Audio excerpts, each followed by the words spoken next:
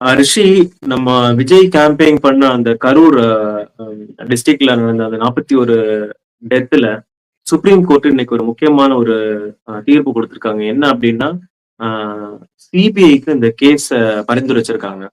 So அதுக்கு முன்னால பார்த்தீங்கன்னா, தமிழ்நாட்டுல வந்து ஒன் மேன் கமிஷன் வச்சு இன்வெஸ்டிகேட் பண்ணிட்டு இருக்காங்க.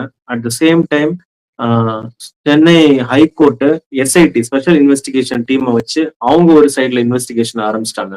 அப்படி இருக்கும்போது திடீர்னு இப்போ சிபிஐக்கு மாறுறது ஒரு பெரிய ஒரு குளறுபடியா எனக்கு ஃபீல் ஆகுது. ஸோ இதோட ஆக்சுவல் ஒரு விஷயம் லாஜிக் ஆர் ஒரு உண்மையான ஒரு இது என்ன? ஓகே, இந்த குளறுபடியை தான் சுப்ரீம் கோர்ட் வந்து தெளிவுபடுத்தியிருக்காங்க.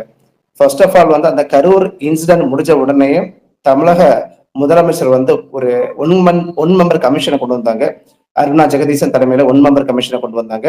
அதுக்கு பிறகு உடனடியாக வந்து பார்த்தீங்கன்னா மெட்ராஸ் ஹைகோர்ட் வந்து ஒரு எஸ்ஐடி ஸ்பெஷல் இன்வெஸ்டிகேஷன் டீமை ஃபார்ம் பண்ணாங்க. ஆசர் கர்க் தலைமையில ஒரு ஸ்பெஷல் இன்வெஸ்டிகேஷன் டீமை ஃபார்ம் பண்ணாங்க.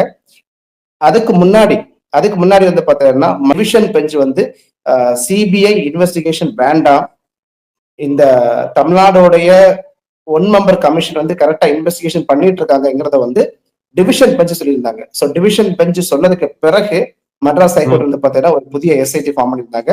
இதுதான் சுப்ரீம் கோர்ட்ல வந்து ஒரு கொஸ்டின் மார்க்கை எழுப்பி இருக்கு. எப்படி வந்து அந்த டிவிஷன் பெஞ்ச் ஒரு தீர்ப்பு வழங்கினதுக்கு பிறகு மெட்ராஸ் ஹைகோர்ட்ல சிங்கிள் பெஞ்ச் தீர்ப்பு வழங்கியிருப்பாங்க